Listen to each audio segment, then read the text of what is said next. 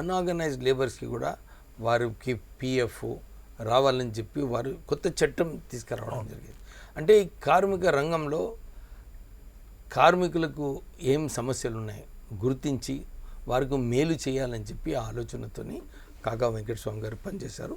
ఆ legacy continue అవుతుంది. నాకు ఇప్పుడు అనిపించింది ఈ కొత్త ఎకనామిక్ వ్యవహారంలో ఈ గిగ్ వర్కర్స్ అనుకోండి, కన్స్ట్రక్షన్ లేబరు, ఇవి అన్ని రంగాలలో ఇంకా చాలా ఆపర్చునిటీస్ ఉన్నాయి.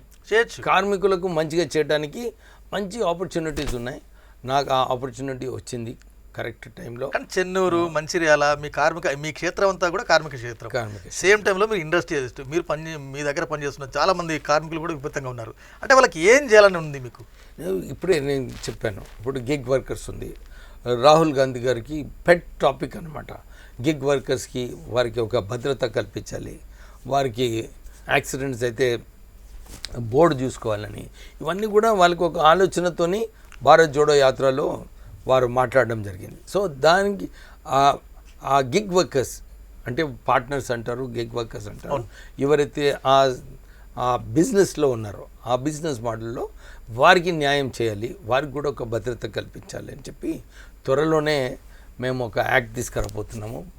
అసెంబ్లీ సెషన్ వచ్చినప్పుడు బిల్ పాస్ చేసి త్వరగా ఈ గిగ్ వర్కర్స్కి చేసే అవకాశం ఉంది. ఇంకొక మినిమం వేజెస్ 12 సంవత్సరాల నుంచి మినిమం వేజెస్ రివిజన్ కాలేదు ఈ రాష్ట్రంలో. సో ఇది మళ్ళీ ఒక ఆపర్చునిటీ వచ్చింది.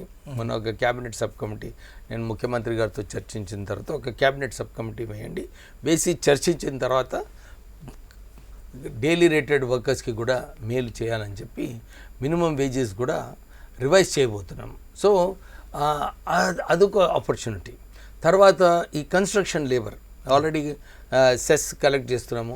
వీళ్ళందరికీ కూడా యాక్సిడెంట్ అయినప్పుడు వీళ్ళకి ఇన్సూరెన్స్ రావాలి, ఇవన్నీ చట్ట ప్రకారంగా ఆల్రెడీ రాష్ట్ర ప్రభుత్వం చేస్తుంది. వారికి మళ్ళీ మెడికల్ ట్రీట్మెంటు, ఇవన్నీ చేసే అవకాశాలు ఉన్నాయి. స్విగ్గీ కానీ జొమాటో చాలామంది పార్ట్ టైమర్ చదువుకుంటూ పనిచేసేవాళ్ళు, ఆ తర్వాత మీరు ఇందాక అన్నట్టు లేబర్స్ చాలామంది మీ మీద చాలా హోప్లో ఉన్నారు. మీరు బాధ్యతలు స్వీకరించగానే రాహుల్ గాంధీ ఎన్నికల ముందు చెప్పినారు గిగ్ వర్కర్లకు ఒక ప్రత్యేక చట్టం తీసుకొస్తా అని. మీరు కూడా కొంత ఎక్సైజ్ చేసినట్టున్నారు. చట్టం ఎట్లా ఉండబోతుంది? ఒక బోర్డు తీసుకొచ్చి ఒక సెస్ ద్వారా, ఎందుకంటే ప్రభుత్వం అన్నిట్లో కూడా జోక్యం చేసుకోలేదు, ఒక సెస్ అంటే బోర్డుకి సెస్ పోతుంది. ఆ సెస్ ద్వారా ఎవరైతే జొమాటోలో రిజిస్టర్ చేసుకుంటారో బోర్డుతోని వాళ్ళందరికీ కూడా భద్రత కల్పిస్తూ, జాబ్ భద్రత ఒకటి, వేజెస్ కూడా సరిగా వారికి వస్తున్నాయా లేదా, యాక్సిడెంట్ అయినప్పుడు వారికి ఇన్సూరెన్స్, ఇవన్నీ కూడా ఇంప్రూవ్ చేసేది అవసరం ఉంది.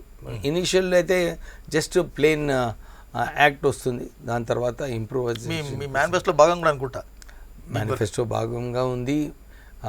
కాంగ్రెస్ ఎప్పుడు కూడా ఎవరైతే అణిచివేసినారో వాళ్ళని ఎప్పుడు కూడా ఆదుకోవడానికి కాంగ్రెస్ పార్టీ ఎప్పుడు కూడా పనిచేస్తుంది.